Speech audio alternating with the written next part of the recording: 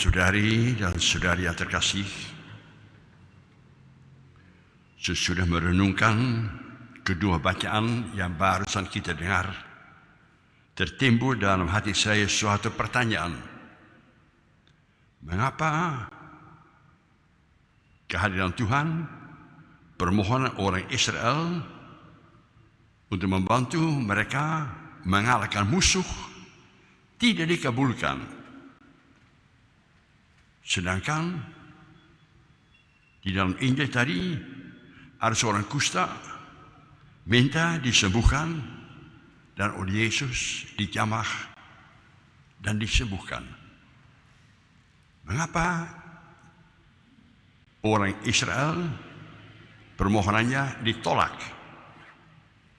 Mengapa permohonan orang kusta dikabulkan? Apakah Allah itu pilih kasih? Apakah Allah itu berubah kemampuannya? Apakah Allah tidak bisa mengalahkan tentara dari orang Filistina? Sebenarnya apa yang terjadi? Mengapa di sini Allah itu cuek saja, tidak membantu? Walaupun peti perjanjian, tabut perjanjian ada di tengah-tengah medan pertempuran. Di situ ada orang kusta dengan rendah hati mohon disembuhkan. Jika kau mau. Dan terjadi demikian, sembuh.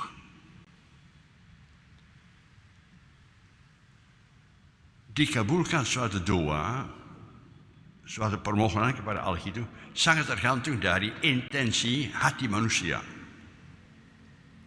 Orang-orang Israel itu munafik.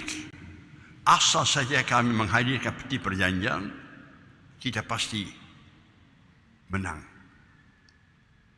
Sedangkan orang kusta datang dengan rendah hati, percaya bahwa Yesus adalah utusan Allah. Jika kau mau, kau pasti bisa menyembuhkan saya. Maka tergeraklah hati Yesus. Dan doanya dikabulkan, dia sehat. Artinya apa sebenarnya? Pernah ada anak-anak minta kepada saya supaya saya mendoakan mereka supaya mereka lulus untuk ujian. Saya doakan mereka, serius. Tapi mereka ngendok. Gagal. Mereka marah sama Tuhan. Tuhan, mengapa kami sudah berdoa, minta didoakan pastor, kok namanya nggak lulus? Kemudian saya tanya sama Tuhan, Tuhan, mengapa engkau tidak mengabulkan permohonan mereka? Kata Tuhan, jangan main-main sama saya. Kalau pengen supaya doamu dikabulkan, usaha dong. Ternyata anak itu malas, minta sama Tuhan, tapi tidak mau belajar. Gagal. Pernah ada perang. Amerika menyerang Irak. Di Amerika ada Presiden Bush.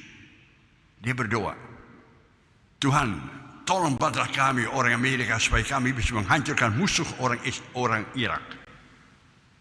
Sedangkan Irak itu sendiri, Saddam Hussein, presiden, sedang berdoa, Tuhan bantu saya supaya saya bisa mengalahkan orang Amerika. Pusing Tuhan. Doa siapa harus dikabulkan? Dari Amerika atau dari Irak? Tuhan tidak mengabulkan doa siapapun. Mengapa tidak? Jangan minta yang aneh-aneh kepada Tuhan. Jangan pernah minta kepada Tuhan supaya musuhmu dibunuh. Jangan. Allah bukan pembunuh. Jangan minta kepada supaya musuhmu hancur usahanya. Tidak. Mintalah berkat. Jika kau mau bantulah orang itu supaya dia pun bisa bangkit, supaya dia pun sembuh, itu dikabulkan. Dan kita diminta supaya kita berusaha. Hati Allah itu tergerak oleh belas kasihan kepada setiap manusia yang menderita. Tapi Allah juga minta iman. Di suatu tempatnya Yesus mengatakan, imanmu, bukan saya, imanmu menyelamatkan engkau. Maka mari kita selalu mengharap Tuhan dengan rendah hati, dengan hati yang bersih, jangan macam-macam, dan berusahalah supaya Tuhan dapat membantu menyembuhkan kita semuanya. Semoga demikian.